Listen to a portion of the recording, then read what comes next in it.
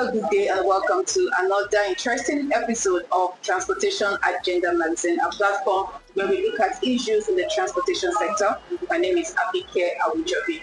Today we want to look at the issue of truck drivers, and we'll be looking at it through the lens of the Association of Maritime Truck Owners, Amato, who has remained a strong voice for truck owners in the Nigerian maritime sector. They have been championing the safety of drivers, fair business practices, and smoother port operations. In this conversation, we explore their ongoing struggles against illegal tariffs, their collaborations with industry stakeholders, as well as their visions for the future of maritime trucking in Nigeria. It's my pleasure to welcome my guests to the program. Please, could you just introduce yourself to us? Yeah, my name is Pessu Temisanren. Okay, sir. I'm one of the technical members of Maritime as truck owners. Okay, that's great. Amato is a very strong stakeholder when it comes to the transportation sector. Yes. How well has Amato fared over the years? Okay, over the years, one of the issues that brought up Amato is that, for us to do our business very well, the truck owners and operators of trucks, we came together to form an association where we can address our needs, advocate for transportation needs, and to be able to discuss with the government and relevant agency to see how we can improve our business and do business seamlessly. All right, so let's look at the issue of drivers' welfare and safety. There are a lot of concerns concerning brutalization, vandalization, harassment, and all that. What steps is Amato taking to ensure that your drivers' welfare are prioritized in the course of the operations? Let me start like this. Earlier on, I tried to explain the nature. Let us understand the nature of a maritime truck driver. A maritime truck driver is a truck that goes into the nation's seaport to lift cargo and deliver. Over years, we know the congestion on the road, the hours they spend, and also. So within this time, we all understood that when the condition of work or the place of work is hostile, the tendency of you to be hostile is there. An average driver is not hostile by nature. It's because of the nature of the job, the environment we work in. What do I mean by the environment we work? It took us time, long distance, to go into the port, to load, and to come out of the port.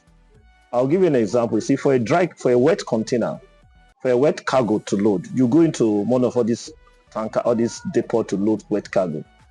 You will park your truck under the loading bay, they'll load it. You will go outside the loading bay, you'll park. You wait for some time, probably before you'll be called to come and take your truck out of there.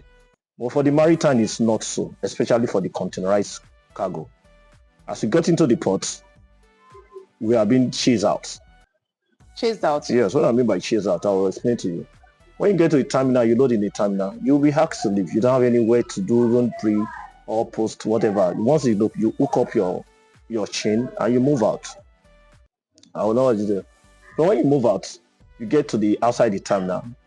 Of course, there's nowhere for you to wait and park, or maybe you want to rest, you want to do one thing. You move out of there still. You move to the next point. When you get to the next point, when the next place, outside the terminal port environment. In the port environment, there's nowhere within the Lagos metropolitan where you can go and maybe park for a while and before you start moving your truck. Are you saying there is no truck terminal? There's no truck holding terminal, no truck holding park. We have been clamoring over time. We have even tried to get what we call it a marshalling yard.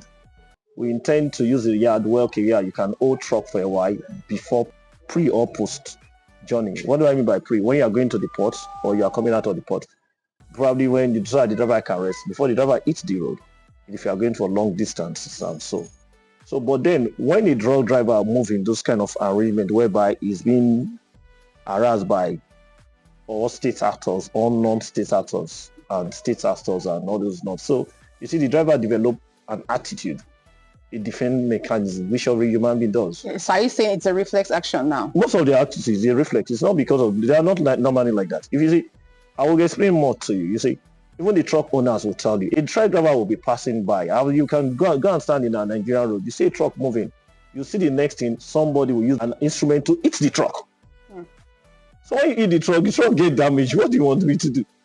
It doesn't nothing. And one of the things we should see, like I said earlier on, it's a passionate appeal I always tell people. See, a truck driver, remember, is one of us. It's like you, it is me, it can be your brother, it can be your sister. It doesn't, even women now are truck drivers. The way you treat them, please, what we say that because of the nature of our job, just give us a little bit, be patient with them. Don't drag road with them. Don't try to be ahead of them of anything. Give them that safe distance. Are you trying to ask for modification in how people engage with truck drivers on the road? Yes, I'm trying to add that the mindset that people have about drug driver should be changed. We think a little bit with patience when you are dealing with them. Amato as an association, what have we done? You see, we went in our environment here. Who do we have? We have what they call the Lagos Driving Institute. We approach them. We can go and tell we are there that look, our drivers are delayed. We want to professionalize because most of them graduate from master motorboy to drivers. Even I don't know whether there's anywhere they have any driving institute around Nigeria for trucks than there. So when they so that you can train them and make them professionals. And over the time, this year we have done about 120 drivers, which we hope to increase as time goes on. 120 drivers trained by Lagos Driving Institute. Luxury. Not how to use vehicle, mostly because of environment and behavioral training. Because we want their attitude. If they can have a good attitude to work, it's change, and attitude for work, it's change. Probably we can see more of the crashes we see on the road. Probably they might be respected more. Because a driver, for you to be a driver, not to move a truck is a difference between a driver. There's one thing I want to let you know. For you to be a professional driver, that means you must be able to understand the gas system and all that thing about the truck. Sure. And one of the main things that we see, there was a time Lagos state government and everywhere was that we should use belts. But we keep telling them we use what they call twist lock. Twist lock. Yes. So once your twist lock is welded, there's an angle the truck can bend to before it is caught. Even though the truck is about 45%, it does not. So if you have a proper twist lock, the nature, some of what I'm trying to tell you that we as an association, we have been trying to improve the life and welfare of a truck driver by engaging for training. We even try to the extent bring what they call the Amato Paga, an insurance scheme, because most of the insurance would not want to give us, most of the truck owners cannot insure their truck for a year because of the peanuts we've been paid for. So you insure your truck, pay as you go. That the Amato is able to bring it on board. It works in a proper way, we are doing it. And also we are trying to do safety training here and there with the VIS, the heavy duty department, not just VIS, heavy duty. The OCDC, we have gone there and they are coming to our, even at the end of this year, before the end of the year, we're going to do another training, safety training inside Lillipon, inside Apapa for our drivers. Now let me ask you this question. Once there's an accident involving a truck, the next thing is this truck is not roadworthy. So beyond just training your drivers, are you looking at also ensuring that these trucks are actually roadworthy? Thank you. Yeah, we do. For you to get into the port to load or to carry any consignment, you must have what they call the minimum safety standard of Nigerian Port Authority. And for you to have the minimum safety standard, the Nigerian Port Authority will inspect your truck. Most times, like the twist lock, because of the carriage, at times it got damaged. But there's no way your four of the four twist lock can get damaged at a time. So out of the four, at least if three function, I'm not advising for that, but I'm just giving some of the instances. Those are some of the challenges. For our trucks to be roadworthiness, you see, like I said, the environment we work with is hostile. I told you, truck can be going, a non-state actors will just take it's this truck for no reason, for no whatever reason. You see, those damage the side mirror, those damage some of the reflective lights. And when this reflective light is being damaged, obviously, what will you see? I might not be able to navigate at the right point where to, and some of this accident might happen ahead. But however, what we do, we have come to the situation that, look, for you to go into truck, at least these things must be functionable before you go and load. We try to put that in place. But coming out of the port, we cannot really put it more in, like I said, because we don't have this marshalling yard. So if this guy go in and before he need to come and do reflective, he need to come and do his navigator, he need to come and pull it, there's no way for him to park and do it along the road. So it's okay, let me try. As he keep going, that's when some of these accidents do happen. And mostly, if you go and find all over the world, what causes accident in truck is fatigue. Just fatigue? The major cost of fatigue. 45% of all accidents for truck is caused by fatigue. 45% of all truck accidents is caused by fatigue. Let me say 35. It's fatigue. The long hour the truck driver stays within the back of his steering. But what are you doing to mitigate against it? Like I said, we'll go back to the drawing board. In those days, before there used to be parked inside the empty ports, but there's none anymore. Like I said, listen to what I said. I'll leave a pre-gate. Mm-hmm. My truck will leave a pre-gate. Maybe if I spend 2, 3, 4, 5 hours along the road to get into the port. Mm-hmm. Before I get into the port, he might have missed his lunch. And when you get to the terminal, most time now you cannot get where to eat, and they will not allow the driver to come down from his truck. I think there are no considerations for drivers. They don't. There's no proper packaging for this, for that. And at the end of the day, the truck will go back and load. When you finish loading, move out of the port. When you move out of the port, nowhere for him to park for like 1 hour to rest or to arrange it until probably he's getting to where he's going to. And most of our warehouses that we are going to, the access roads, most of them are not too good. Those are some of the incidents we do have that you make us see. You see truck the way they are. You seem to be holding brief for your truck drivers, which I quite understand. But for example, you mentioned fatigue. Yeah. But we also know that most trucks do have substitute drivers. So if the main driver is tired, it can as well switch and the other person takes over. The substitute driver you are talking about is motorball. Nobody, listen, what is the cost? How much am I being paid? I will now employ to drive for one truck. Are you saying truck driving is not lucrative? It's not that it's not lucrative. You can see the Dangote model now. Dangote is now announcing to you people that he has increased the salary of his driver because the driver can pay this. Why is he doing that? Because those are some of where they are actually double. Most of the videos you see online and things you see, go and find that from them. You see, they'll tell you that, okay, fine, not even driving license. How much is to get a driving license? You don't want to get a driving license for. It's not whether you can drive now, but you can to get a driving license. How much is it to get it? Do you ensure that your drivers are licensed to drive? Because there are cases people would say that they're not even licensed. They do not have driver's license. Good. That is why then I will employ you.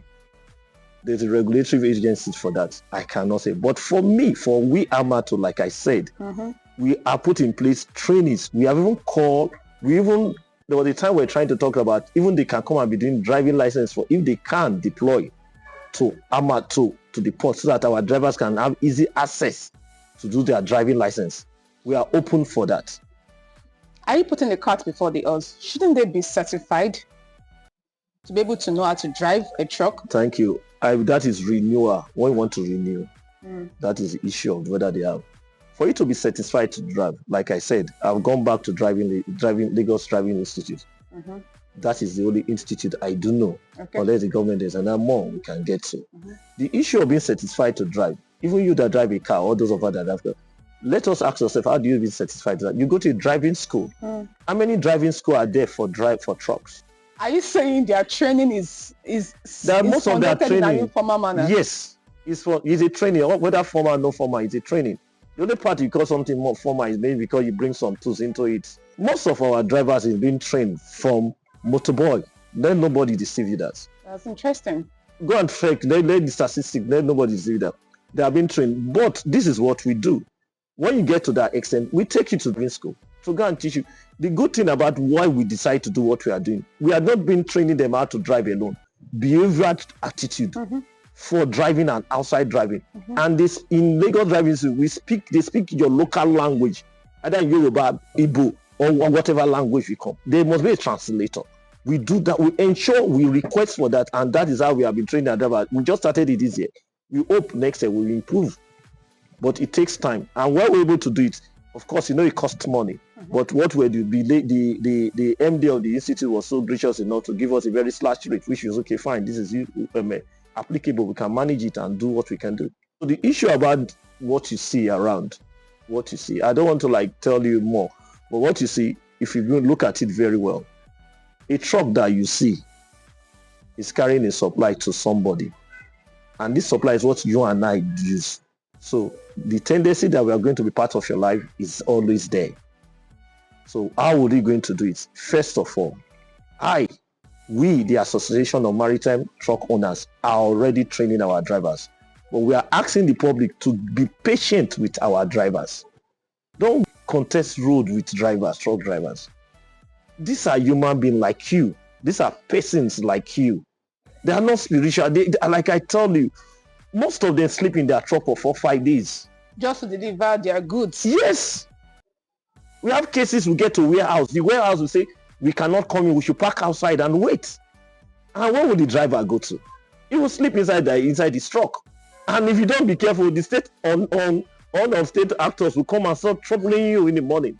A little bit away from drivers, their training and their competencies, let's look at the issue of legal levies or extortion, as it might be, because we've had in some cases where these truck drivers do complain that a lot of, should we say, non-state actors, like you said, extorting money from them. What is the association doing? Fine. First of all, because of this, we went to meet the Lagos State government, and the Lagos State government was able to form a committee that called LASCOM, Lagos State Truck and Cargo.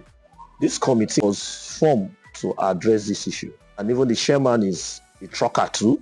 Is one of a member of Amato, and this committee was formed into action. And in every area, there are more than 400 cases, even that taken to court, that tribunal, this legal tribunal, of this non-state actor that we have tried to arrest, call the police to come and arrest them and list all these points. That is what we are doing. We are making sure that anywhere we get that information, we tell this committee, the committee tell Lagos State government, they carry police, they carry what to do and go there. But the issue is this, just as when you one away, go away, another one succeeds somewhere, but it's a work in progress. We cannot get it all right. But outside that, the policy agenda of Amato is being driven by a different committee, whereby we do professionally advocacy concerning Amato. What is advocacy? There are regulations we need in place to help us to move.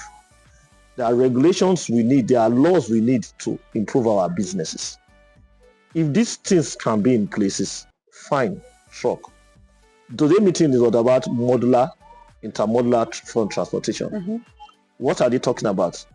Various ways of doing transport.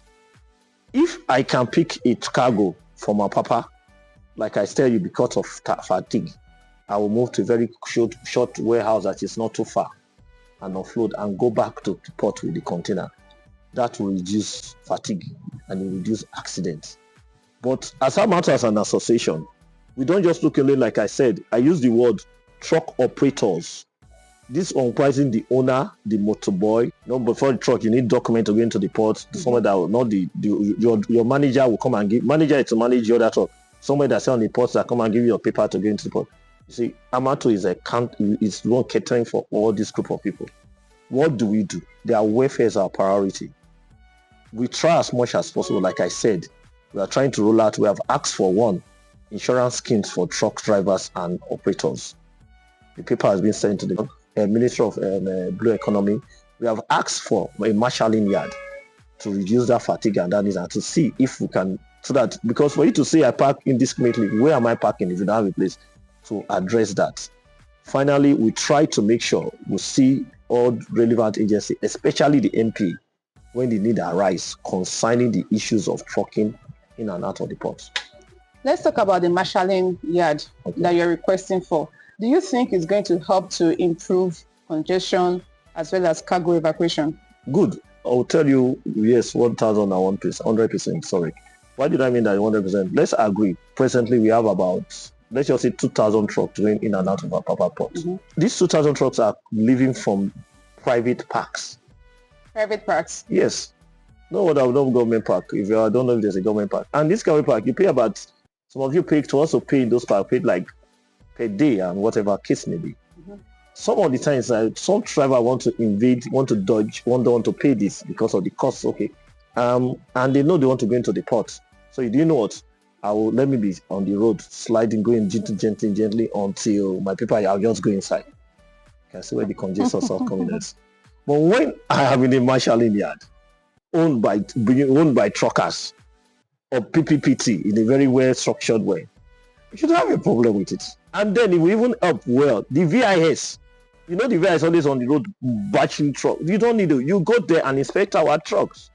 Any truck that is not... You want an on-site inspection? Yes. Are you aware that the VIS have inspection centers where trucks can be inspected? All categories of trucks. I'm not arguing with that. We do. But the point I'm saying so is that when you come there, it's easier. It's different.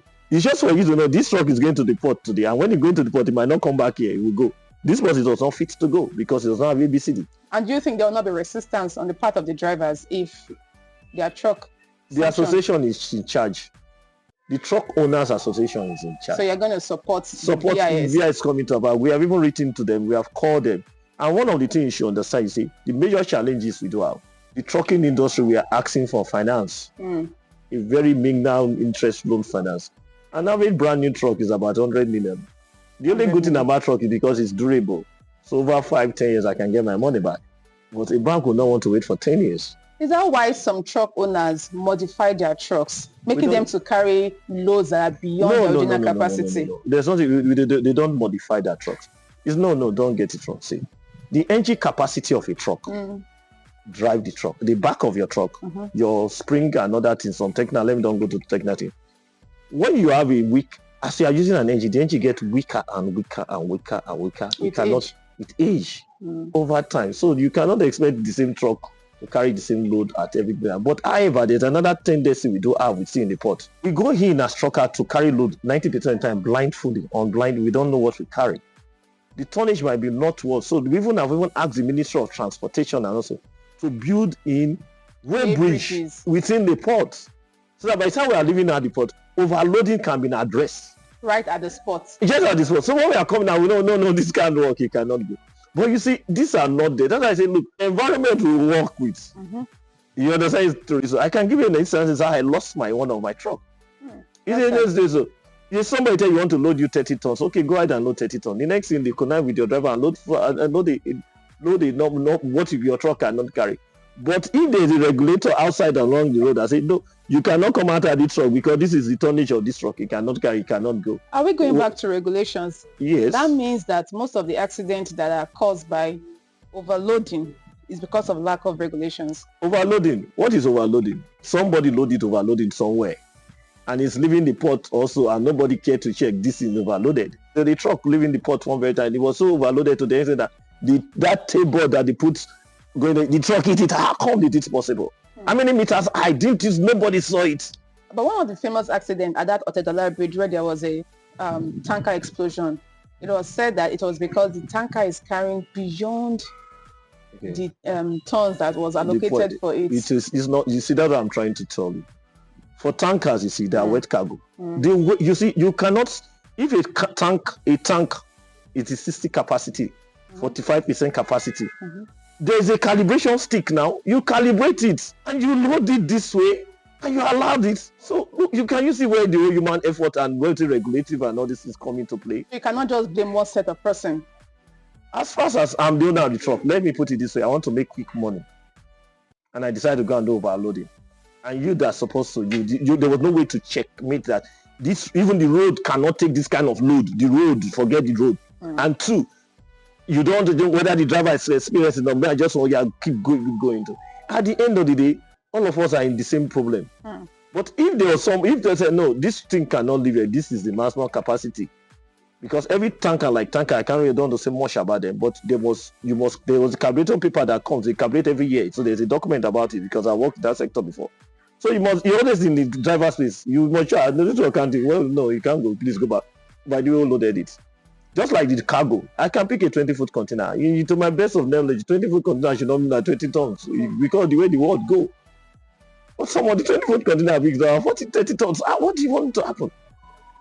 Cost of tire, cost of all those things. Let us don't go to those ones. But I'm just trying to tell where some of these issues come from. These issues come from is a whole package deal. That's why, okay, we, the maritime truck owners, we can do our best to make sure A, B, C, D is in place. Let's talk about collaborations that you've had either with the government or other stakeholders. So far, which one is the most successful collaborations you've had? So far, the most one we do have now, because our major point of operation now is in Lagos State. The Lagos State Traffic Management is doing a lot back and there to assist us in every possible way. But like we are human beings. There are some funny attitudes along the road, but that one is working very well. The next one we want to talk about is that there's a task force set up to help us when we're trying to get non-state actors. They did very well, and so they are giving us listening ear. The MP, they listening to us. We still do, but like husband and wife issues, we always have issues too. There must be issues. The Chinese theory says the day there's no problem, there's no need of coming to work. So the day there will not be any problem in the port, maybe there will no need of anybody going there. There might not be any need of NPA, there might not need of a truckers association, everything will be going well. Lastly, they have tried, they do a lot for us. Looking ahead, what is Amato's long-term vision? First of all, for safety. the association? Safety, I will tell you, yeah. It comprises everything we do is safety. An injury to one is an injury to all. That is what we tell ourselves. Why do we say this? You see, in the maritime trucking industry, once we are not safe in terms of extortionists, in terms of cargo, in terms of overloading, in terms of whatever you put it, our health, we are not moving anywhere. Because safety is our key, is our motto, is what we are looking for in the next 5 years. So that everything we do drive towards that safety, where we can walk free and come back, go through and fro in and out of port without issues. As if the government can, I don't know, maybe the Ministry of Law and Maritime give us a little bit leeway. Airports, we tend to let us change our fleet. They can give us fleets a loan facility wanting to change our fleet to modern fleets. You come to the maritime industry, you see some truckers who are 54 years old. Thank you so much for the insights that you have shared into what your association, Amato, is doing to help improve drivers' welfare as well as improving advocacy for better relations with members of the public. It's been a delight speaking with you. Thank you. I will still end with what I'm saying. Please and please, a truck driver is a human being like us. Treat us with care. Give us patience. We will get there. It's because of the way the attitude they feel, you perceive them. That's why you see them do what they do. None of us, not Amato, if you go around the whole agency in Lagos, it will tell you. Once there's an issue, the first thing will tell the agency, hold the driver down. When he tells you, we'll find out what it is. We have tried to eradicate drug. Most of our drivers, before you hear drug, they take drug, this they drink. We have tried to do that, and by God's grace, even with the statistics coming out, you'll see it has been reduced drastically. Thank you so much. It's a pleasure. Interesting perspective. And I'm going to close this with this quote that's coined, which says that the future of efficient and fair port operations cannot be told without the voices of truck owners at the table. This is where we're going to bring an end to this conversation. It's been a delight having this conversation with him. And please, if you'd like to have more of this, kindly subscribe to our YouTube channel and follow us across our social media platforms. My name is Abike Awojobi once again, and till I see you next time, you have a wonderful day. Bye. Exportation Agenda Magazine. Export review on land, aviation, maritime, rail, and pipeline. We deliver data-driven analysis, exclusive interviews with key decision makers, and early alerts on transportation projects across Nigeria. Subscribe today. Get a copy of Transportation Agenda Magazine.